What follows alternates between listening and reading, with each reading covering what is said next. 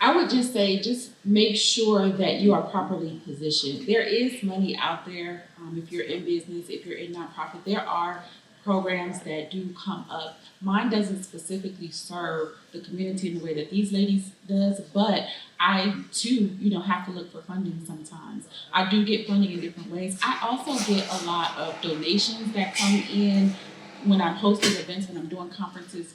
People will donate resources, raffle prizes. They will donate different things to make sure that the event is a success. So those things are still out there. And just like I said, just be properly positioned. Just make sure that your ducks are all in a row with your business or your nonprofit so that you're able to compete for these grants and different things that are out there. They are still out here. You just have to know where to look and be properly positioned in order to be able to get them. What you get them. Everybody look at me. I would just say a couple things. One, be authentic. I think I heard somebody say that earlier.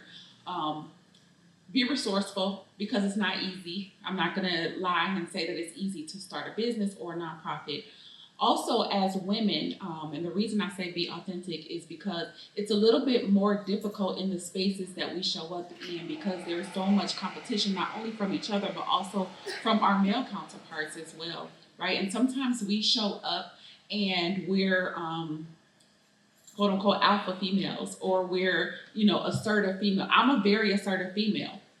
However, there are certain spaces when you show up where your assertiveness is misconstrued as aggression, right? And so then you're labeled a certain kind of way, and then people may not necessarily want to work with you because they feel like you're too assertive or you're too aggressive, when it's not that at all. It's just that, there are boundaries that you need to set in place, and you have to be assertive when you're running a business.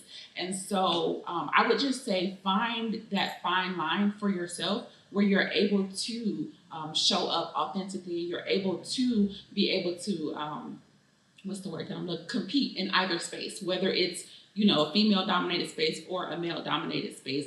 There is a fine line. There's a sweet gray area that you kind of have to walk the path in between. And so that's why I would just say find that sweet spot for you, but be authentically you in the process. And just make sure, like I said earlier, have your ducks in a row. Make sure that you show up properly because there's a lot of people out here trying to do a lot of things. And if you don't show up properly, you may get looked over for the next person. So just make sure you have all of your T's crossed and all of your I's dotted when you're starting a business and or nonprofit. Great advice.